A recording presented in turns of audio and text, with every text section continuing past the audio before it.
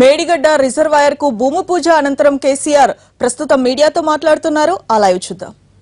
ఈ ఎత్తిపోతల పథకం రాబోయే సంవత్సరంన్నర 2 సంవత్సరాల కాలాలలో ఇక్కడి నుంచి ఎల్లంపల్లికి నీళ్లు రావటం, ఎల్లంపల్లి నుంచి మిడ్మానే డ్యామ్ నీళ్లు పోవడం, అక్కడి నుంచి పైకి మెదక్ జిల్లా హైదరాబాద్ నగరానికి కూడా నీళ్లు పోవడం అనేది జరుగుతుంది. మనం ఎంతైనా సరే నీళ్లు తీసుకోవడానికి ఇక్కడ సంపూర్ణమైనటువంటి అవకాశం ఉంది. బ్యారేజీల నిర్మాణం పూర్తి కాకముందే తీసుకునే విధంగా పంప్ హౌజుల ఏర్పాటు కూడా చేయడం జరుగుతుంది. ఆ పంప్ హౌజుల నిర్మాణం రాబోయే 15-16 నెలలనే పూర్తి చేయడానికి అన్ని చర్యలు తీసుకోవడం జరిగింది. ఒకసారి ఈ స్కీమ్ కనెక్ట్ అయిపోతే 2.5-3 సంవత్సరాలలో ఉత్తర తెలంగాణకు ముఖ్యంగా ఉన్నటువంటి సకల దరిద్రాలు తొలగిపోయేటువంటి అవకాశం మనకు సంపూర్ణంగా ఉంది.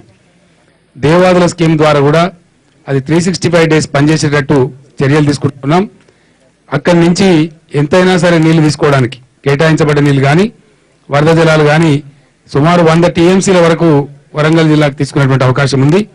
మళ్ళీ పైకి కాళేశ్వరం ఎత్తిపోతల పథకం మిడ్మానేకి పోయిన తర్వాత కూడా బ్రహ్మాండంగా వరంగల్ నీళ్లు వచ్చేటువంటి అవకాశం అద్భుతంగా ఉంది.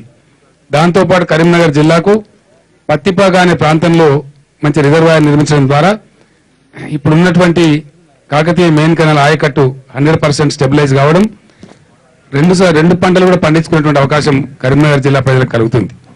అట్లాగే కరీంనగర్ ఎగువ ప్రాంతాలు ఏవైతే ఉన్నాయో వాటికి కూడా నీళ్లు ఎస్ఆర్ఎస్పీలో పుష్కలంగా నీళ్లు మిగులుతాయి. కాబట్టి మెట్టిపల్లి, జగిత్యాల అప్లాండ్ ఏరియాస్ ఇప్పటి వరకు కవర్ కాకుండా ఏరియాస్ ఏవైతే ఉన్నాయో అంటే ఫ్లడ్ ఫ్లో కెనాల్కు కాకతీయ కెనాల్కు మధ్య ఉండేటువంటి ఎత్తైన భాగం ఏదైతే ఉందో ఆ భాగాన్ని కూడా కవర్ చేయడానికి మనకు సంపూర్ణంగా ఆస్కారం ఉంది. అక్కడి నుంచి మిడ్మానే డ్యామ్ నుంచి మలన్న సాగర్కి నీళ్లు వెళ్ళిపోతే మెదక్ జిల్లాతో పాటు నల్లగొండ జిల్లా ఆలేరు, భువనగిరి, రంగారెడ్డి జిల్లా మేడ్చల్, హైదరాబాద్కి 20 టీఎంసీల డెడికేటెడ్ రిజర్వాయర్కి నీరు, అదేవిధంగా ఒకప్పుడు అత్యంత ధనిక రాష్ట్రంగా ఉన్నటువంటి నిజామాబాద్ జిల్లా, ఆ నిజామాబాద్ జిల్లా ఎప్పుడు కూడా 365 రోజులు నిజాం సాగర్ నింపి ఉంచుకునే విధంగా అద్భుతమైనటువంటి ఈ పథకం రూపకల్పన జరిగింది. నిజాం సాగర్కు తనకు తానుగా మంజీరా ఉన్నప్పటికీ ఎప్పుడు అవసరం పడితే అప్పుడు మలన్న సాగర్ నుంచి నింపుకునే విధంగా నిజాం సాగర్ కింద కూడా 2 పంటలు పండించుకునే దిశగా ఈ స్కీమ్ మనకు ఉపయోగపడబోతా ఉంటుంది. ఒకనాటికి మహారాష్ట్ర కట్టినటువంటి బ్యారేజీల వల్ల గోదావరిలో నీళ్లు రాక ఎస్ఆర్ఎస్పీలో నీళ్లు తక్కువ ఉన్నా ఎస్ఆర్ఎస్పీని కూడా సప్లిమెంట్ చేయడానికి ఈ పథకం అద్భుతంగా ఉపయోగపడుతుంది. వెరసి ఉత్తర తెలంగాణ జిల్లాలన్నిటికీ కూడా చాలా అద్భుతమైనటువంటి వరప్రదాయిని ఈ కాళేశ్వరం ఎత్తిపోతల పథకం. దీనికి అనేక మంది సహకరించారు. మహారాష్ట్ర ప్రభుత్వం కూడా సహకరించింది. త్వరలోనే మహారాష్ట్ర ముఖ్యమంత్రి గారిని హైదరాబాద్ రప్పించి దీని యొక్క ఒప్పందాన్ని ఫైనల్ చేసుకోవడం జరుగుతుంది. ఈ రోజు తర్వాత రేపటి నుంచి రోజులు బాగలేవు కాబట్టి, పుణ్య రోజులు లేవు కాబట్టి పండితుల యొక్క వేద పండితుల యొక్క సూచన మేరకు ఇలా మంచి ముహూర్తంలో ఈ భూమి పూజ కార్యక్రమాన్ని చాలా నిరాడంబరంగా జరుపుకున్నాం. రాబోయే రోజులలో మహారాష్ట్ర ముఖ్యమంత్రి గారితో ఫైనల్ అగ్రిమెంట్ అయిన తర్వాత బ్రహ్మాండమైనటువంటి కార్యక్రమాన్ని కూడా ఈ ప్రాంతంలో జరుపుకోబోతాం.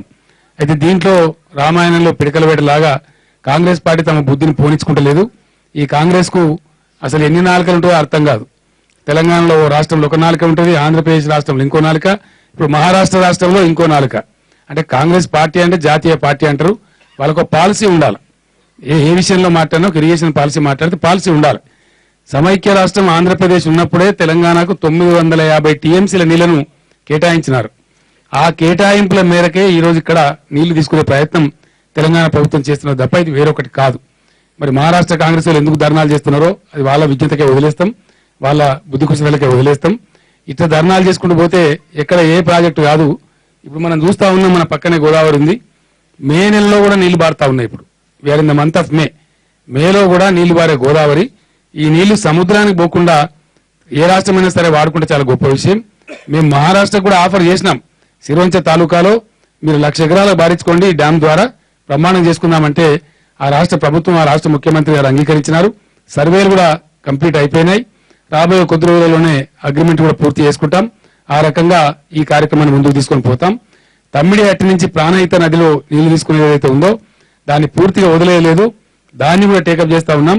దాని ద్వారా ఖచ్చితంగా ఆదిలాబాద్ జిల్లా, తూర్పు ఆదిలాబాద్ జిల్లాలో ముఖ్యంగా 2,50,000 ఎకరాలు నీళ్లు ఇచ్చేటువంటి అవకాశాలను ఇరిగేషన్ శాఖ పూర్తి స్థాయిలో పరిశీలిస్తా ఉంది. అది కూడా త్వరలోనే పనులు వేగవంతం చేసి ఆ ఒప్పందంలో భాగంగా దాన్ని కూడా చేసుకుంటాం.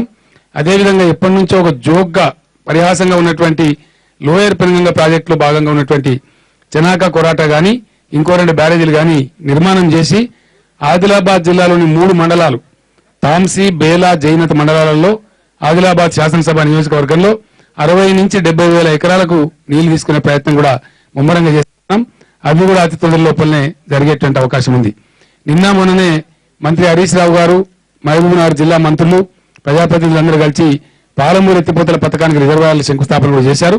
ఆ రకంగా అటు దక్షిణ తెలంగాణ పాలమూరు ఎత్తిపోతల పథకంతో డిండి ద్వారా నల్గొండ జిల్లా, అదేవిధంగా మనకు ఉన్న కేటాయింపుల మేరకే 950 టీఎంసీలు గోదావరి నుంచి తీసుకొని తెలంగాణ యావత్తు జిల్లాలు సస్యశ్యామలం కావాలి. ఒకే ఒక్క మాట ఈ సందర్భంగా నేను చెప్పదలుచుకున్నా. గతంలోనే సమైక్య రాష్ట్రంలోనే సమైక్య పాలకులు విడుదల చేసినటువంటి జీవోల ప్రకారంగా, అధికారికంగా చేసినటువంటి కేటాయింపుల ప్రకారంగా 1300 పైచిలుకు టీఎంసీల నీళ్లను కృష్ణా గోదావరిలో కలిపి తెలంగాణకు కేటాయించారు. ఈరోజు జరుగుతున్న ఈ ప్రయత్నం ఆ 1300 టీఎంసీలకు లోబడే తప్ప పైబడి కాదు. ఎవరికి దీనిలో అపోహ అవసరం లేదని కూడా నేను మనవి చేస్తా ఉన్నా. ఆంధ్రప్రదేశ్ లో కూడా కొన్ని పక్షాలు కావాల్చుకొని చిల్లర రాజకీయాలు చేసే ప్రయత్నం చేస్తా ఉన్నారు.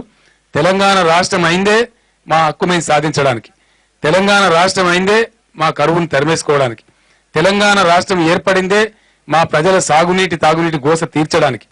6 నూరైనా సరే, ఏది ఏమైనా సరే, పిడుగులు పడ్డా సరే, భూకంపాలు వచ్చినా సరే, ఈ 1300 టీఎంసీల నీళ్లు తెలంగాణ వాడుకొని తీరుతుంది. ఖచ్చితంగా ఆ మేరకు ప్రాజెక్టు నిర్మాణం జరుగుతుంది. ఎవ్వరు కూడా దీన్ని ఆపలేరు. మీ పిచ్చి ప్రయత్నాలు ఇప్పటికైనా మానుకోండి. అనవసరమైనటువంటి పిచ్చి ఆలోచనలకు పోవద్దని చెప్పి నేను మనవి చేస్తా ఉన్నా.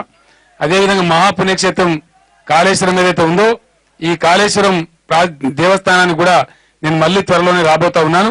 దేవాలయం యొక్క గతంలో పెద్దలు చొక్కారావు గారు, స్వర్గీయ చొక్కారావు గారు కొంత కృషి చేసి ఆలయ నిర్మాణం చేయించారు.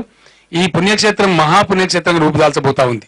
ఎందుకంటే ఇక్కడికి వచ్చే టూరిస్టులకు ఇది ఒక ఇంటర్నేషనల్ టూరిస్ట్ స్పాట్ కాబోతా ఉంది. కారణం ఏంటంటే ఇక్కడ అద్భుతమైనటువంటి ఇక్కడ నిర్మించే మేడిగడ్డ బ్యారేజ్ ద్వారా 54 కిలోమీటర్ల పొడవు 2 నదులలో నీళ్లు ఉంటాయి. అటు ప్రాణహితలో గాని, ఇటు గోదావరిలో గాని. అద్భుతమైనటువంటి బోటింగు, అద్భుతమైన వన సంపద, అద్భుతమైనటువంటి పుణ్యక్షేత్రం, అడవి, దేవస్థానం, పుణ్యక్షేత్రం, నీళ్లు ఇవన్నీ ఒకే చోట లభించే విశిష్టమైన ప్రాంతం కాళేశ్వరం ప్రాంతం కాబోతా ఉంది. నేను త్వరలోనే వస్తాను. ఇక్కడ అద్భుతమైనటువంటి కొన్ని గెస్ట్ హౌస్ నిర్మాణం గాని, కొన్ని రోడ్ల నిర్మాణాలు గాని, దేవాలయానికి సంబంధించి సంపూర్ణ నిర్ణయం, సంపూర్ణమైనటువంటి దేవాలయ అభివృద్ధి కోసం ఒక 25 కోట్ల రూపాయలను ఈ రోజే శాంక్షన్ చేస్తున్నట్టు నేను ప్రకటిస్తా ఉన్నా. కాళేశ్వరం దేవాలయానికి కావాల్సినటువంటి అన్ని రకాల హంగులు వంగులు కూడా తప్పకుండా ఏర్పాటు చేస్తామని చెప్పి మనవి చేస్తూ, స్థానిక ఎమ్మెల్యే మధు గారికి, స్థానిక ఎంపీ బాలక సుమన్ గారికి, స్థానిక మంత్రివర్యులు రాజేందర్ గారికి, కరీంనగర్ జిల్లా శాసనసభ్యులకు అందరికి కూడా ఈ జిల్లాలోనే ఇంత ప్రతిష్టాత్మకమైనటువంటి ప్రాజెక్టు వచ్చినందుకు ఈ సందర్భంగా వారికి కూడా హృదయపూర్వక అభినందనలు. ఇంత కష్టపడి ఇక్కడికి వచ్చి వార్తలు కవర్ చేయడానికి వచ్చినటువంటి విలేకరు మిత్రులందరూ కూడా హృదయపూర్వకమైనటువంటి శుభాకాంక్షలు తెలియజేస్తూ, అద్భుతంగా మంత్రిని అసలు కరీంనగర్ జిల్లాలో ఇంచి మీలకుంట వాడుతుంది. ఆయన సంగతి ఆయన చూసుకుంటుండ్రు. మంత్రికి ఇప్పటికే కొన్ని పథకాలని రాబోయే 1.5 years అవన్నీ కంప్లీట్ చేస్తాం. కాళేశ్వరం ఎత్తిపోతల పథకం కానీ, ఇప్పుడు పెట్టే బ్యారేజ్ నుంచి వాటర్ కానీ, అటు భీమ్గన్పూర్ నుంచి లేక్ తీసుకొని ఇచ్చే వాటర్ కానీ, మంతని చాలా అద్భుతంగా అభివృద్ధి చెందే అవసరం ఉంటుంది. కొంతమంది పిచ్చి నాయకులు ఇక్కడ నీళ్లు కడుతున్నారు, ఇది బ్యారేజ్ కడుతున్నారు, మాకేమిస్తారని పిచ్చి ప్రశ్నలు అడుగుతా ఉన్నారు. వాళ్ళకి నాకు ఒకటే సమాధానం, మంతనిలో ఏ ఒక్క ఊరు వదలకుండా అన్ని గ్రామాలకు సాగునీరు తాగునీరు తెచ్చే ప్రయత్నం 100% చేస్తామని కూడా ఈ సందర్భంగా మనం చేస్తా ఉన్నా. జై తెలంగాణ.